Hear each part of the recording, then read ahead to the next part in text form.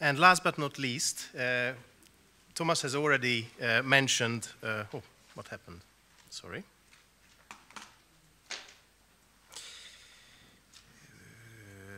This organization called Airport Regions Conference, and we have the pleasure to welcome Léa Bodossian.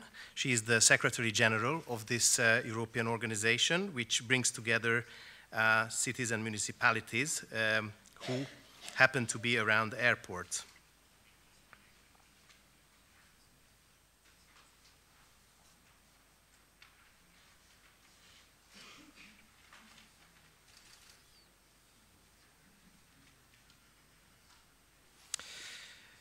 Léa is the Secretary General, here she is, since January of 2011. Before that, she has spent a significant part of her career dealing with aviation issues, especially in the European Aviation Safety Agency and in the European Commission. And by training, she is a spatial planner and also a researcher with a specialization on economic development. So, welcome, and I give you the floor. Thank you very much. What Gabo did not say is that the most difficult task of my career is today, because I have to take you to the coffee break. So, Mr. Mayors, dear colleagues, dear friends, thank you very much for inviting me today. It's a great honor. It seems to be a superb conference. Congratulations to the organizers. But what makes me even more happy than a superb conference is the fact that Budapest 18 took the lead in this project on airLED development. And I've been asked to give you some European perspective. My organization is based in Brussels, and people in Brussels have the reputation of bringing in the bad news. So I will try not to fail to that, because Gabo mentioned the egg, and I think airLED development, with airLED development, egg is no piece of cake, if I may say so. So there we are, let's start. The ERC, very briefly, we are the local authorities, regions, cities that have an international airport near or nearby their territories. Overall, the population in our member region is above 60 million people, and we have 600 million passengers going through or via our airports, the airports hosted in our regions every year. So we are the democratically elected representatives, Mr. Ugi, of the people who live nearby the airport. As I'm going to bring on some bad news to you today, I want to make clear that we are not against aviation, on the contrary, but we are realistic, we are lucid. Last year, I was attending a conference where the main speaker was the mayor of Atlanta. Atlanta was the first airport in the world in terms of passenger traffic. Maybe in 2013 it will be doubled by Shanghai, but still, it's a big thing, Atlanta Airport. And what the gentleman was saying was, yes, environment can be an issue, but it's not going to be an issue for my airport, because I will take any measure needed for my airport to grow. And if it requires fighting and to get a better environment, we will have the best environment in the world. So of course, in these enthusiasms, there is a little bit of the American way of overselling things. But I think the political will is there, and it's important to mention that, and not to close our eyes on the difficulties that we are facing when we want to have an airLED development. Usually, I say to people, it's economy versus ecology. But if we stop the debate there, we just have two worlds facing each other. And we are not concentrating on the solution, because environment should not be something that prevents the development of economy.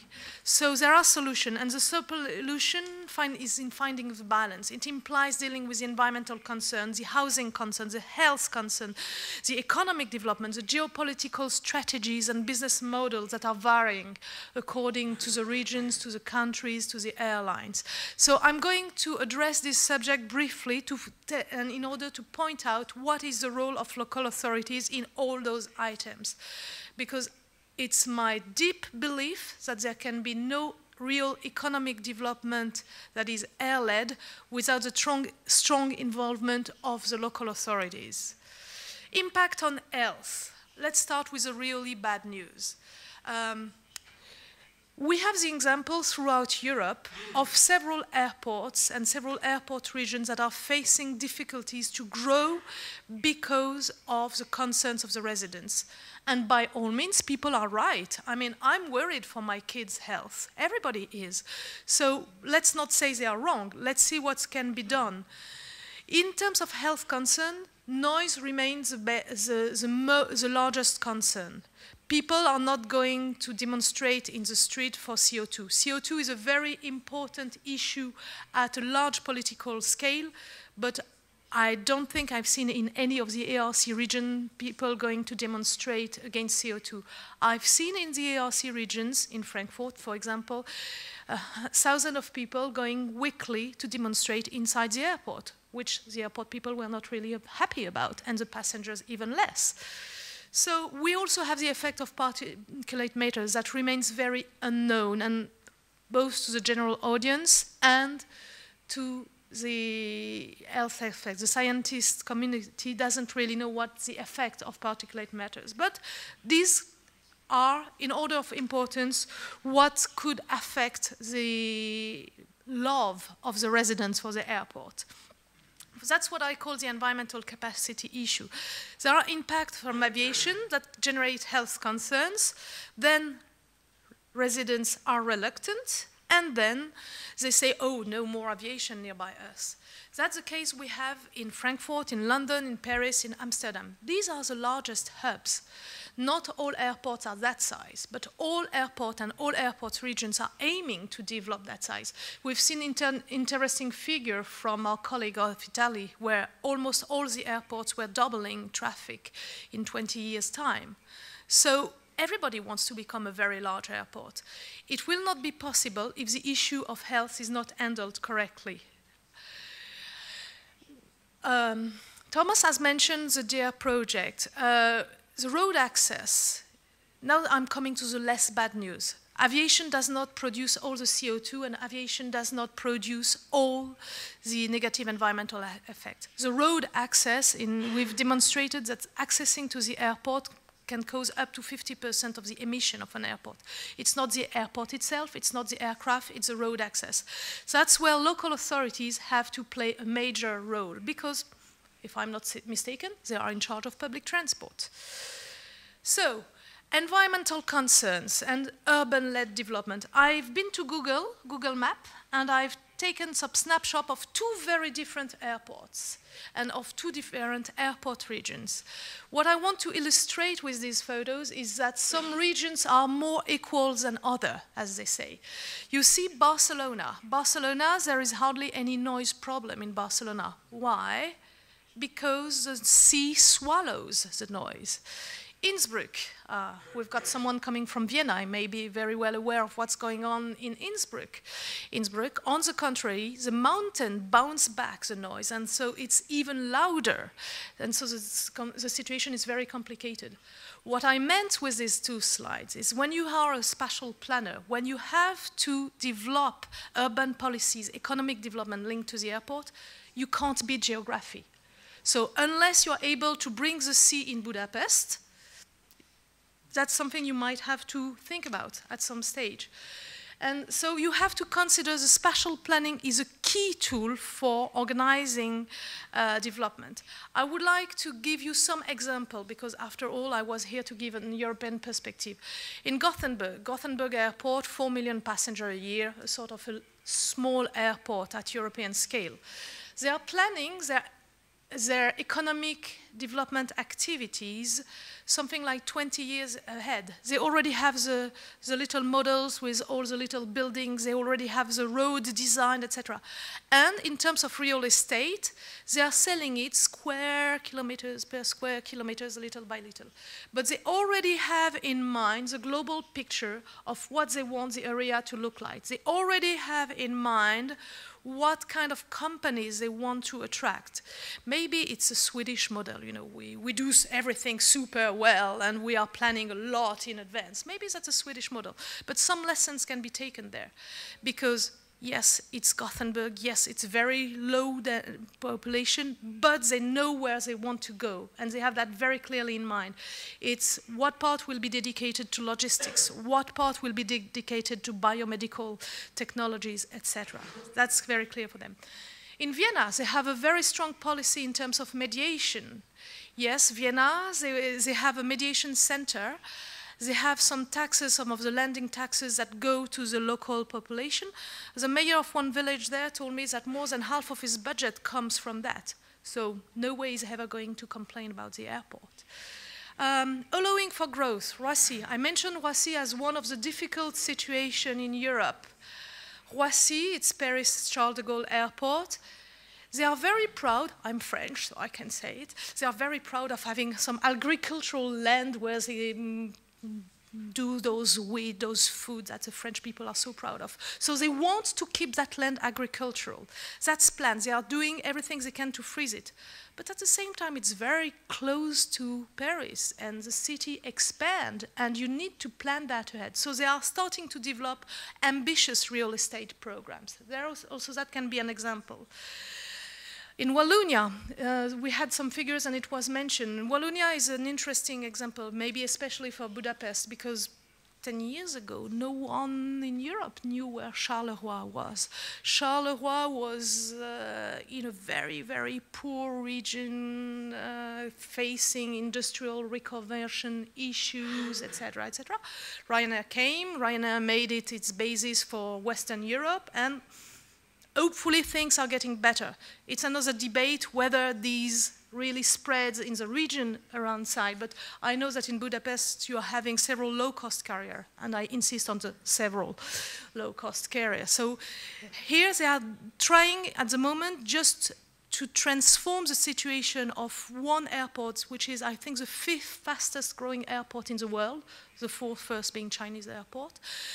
They are trying to transform that to make this growth of the airport profitable to the region, and it's difficult. So they are developing real estate program.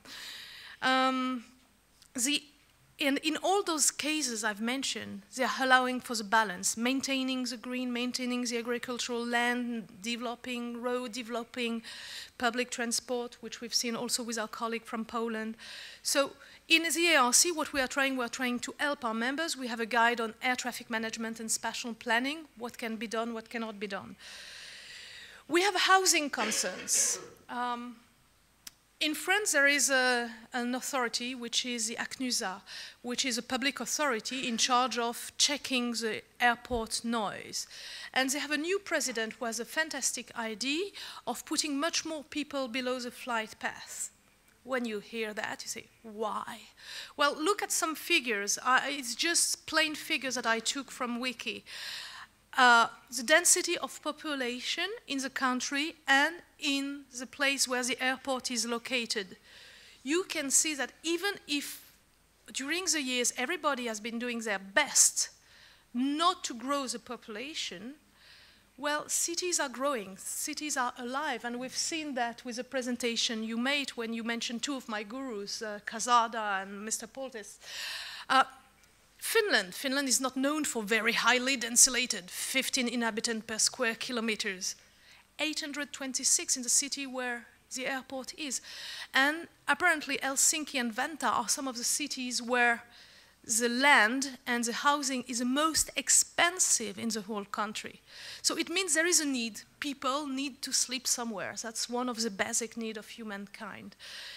So, and at the same time, because some land has been frozen to allow for the development of the city, you have operational restrictions. People from the aviation industry keep telling me that there are operational restrictions when you fly an aircraft. Yes, but when you are building or running or managing a city, you also have operational restriction as a spatial planner.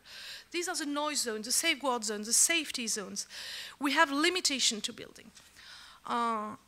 I met the mayor of a small city nearby Paris, which is called Sarcelles. In terms of population, that's probably one of the poorest by income in France. And what the mayor of that city was saying is For me, the airport is a triple condemnation. Because my inhabitants are very poor, not very educated, etc., we don't get the jobs. We've got the noise, plus we're not allowed to build anything. And that's precisely the type of situation that everybody, I think, in this room want to avoid. Because why would a mayor who does not get any benefit from the airport be promoting it? So no one wants to get there.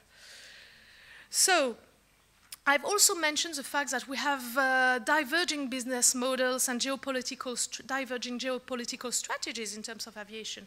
I'm not going to spend too much time there because I'm aware there's a coffee break waiting for us. But the issue of network carriers, well, we are in Budapest. I don't really have to explain a lot of that. The network carriers are very fragile at the time being. And that's an issue for the full regions, that's an issue for the airport, even though I've read Budapest Airport is doing not so bad these days, given the context. Low-cost carrier with their point-to-point models. And we have the new players in the game, the Middle Eastern air carriers. I've read that Emirates is going to be this year the first airline in the world. 5 years ago, who knew about them? Who knew about their geopolitical importance?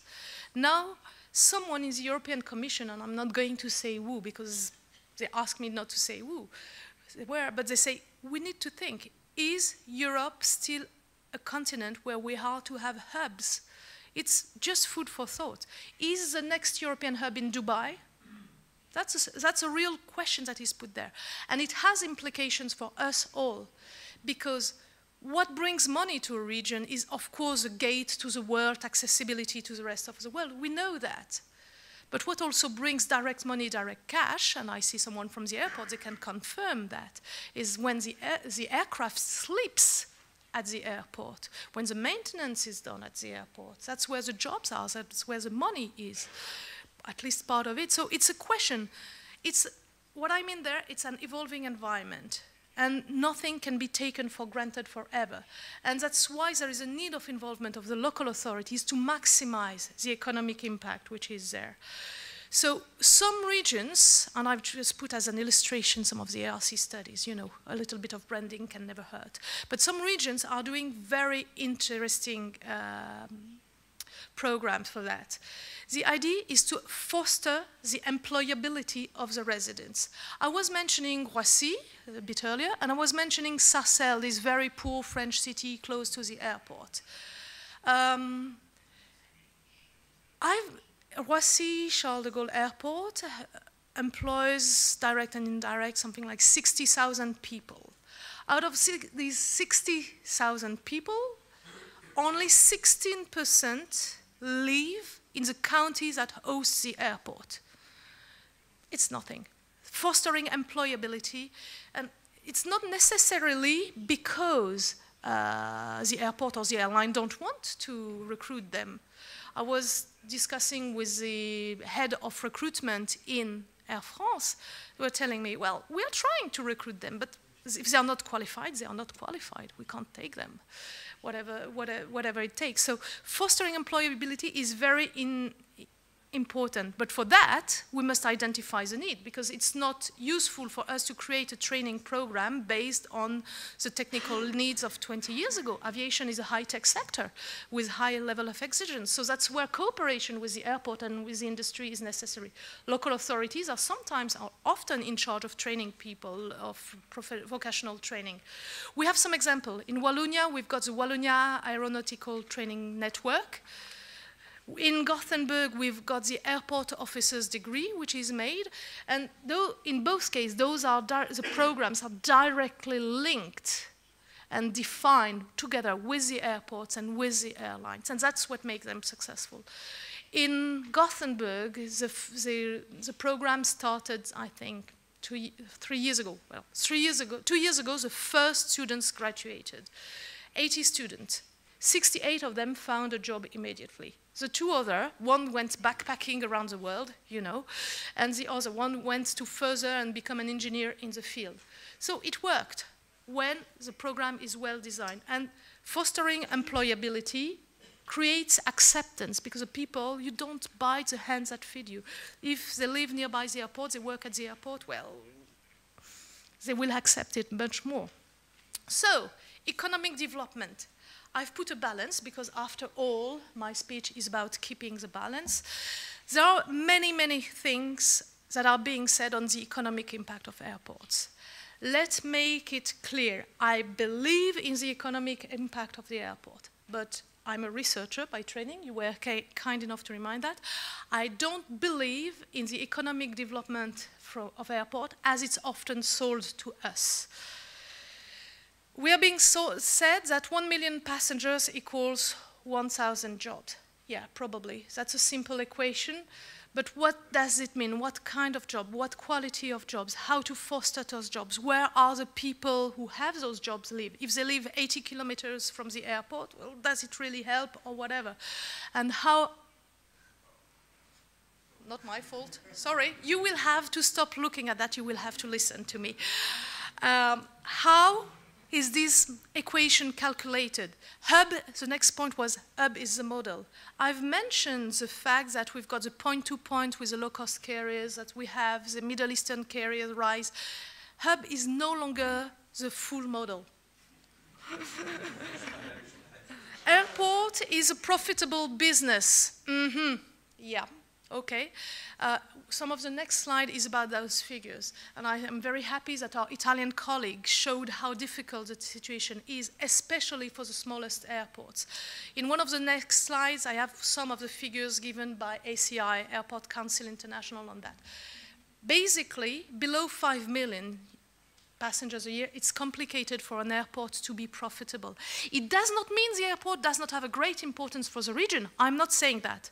But I'm saying it's complicated to have an airport that is not profitable to be considered as profitable for the rest of the region, because then people are saying, well, it's not profitable, let's close it. And then the region will say, no, it's profitable for us on a larger scale. So it's complicated. Aviation is not a business like any other. Another assumption that I hear very often, oh, airline is a profitable business. You know the joke? How do you change a billionaire into a millionaire? You make him open an airline. Okay? Some airlines are profitable, but not necessarily because they are making their money from carrying people from one place to the other. So that was the question I wanted to put to you with true or false. These are big question marks for everybody in this room, and that's also why local authorities have a role, because with their involvement, they can help the balance to weigh on one side or the other. So now I have the slide on regional airports' difficulty to reach profitability. I've mentioned that. So the figure was that less than 5 million passengers, 61% of the airport are not profitable. That's an ACI figure. And that airports that have less than 1 million passengers, 76% are not profitable. So. And then I had slides also on the number of opening and closure routes by low-cost airlines.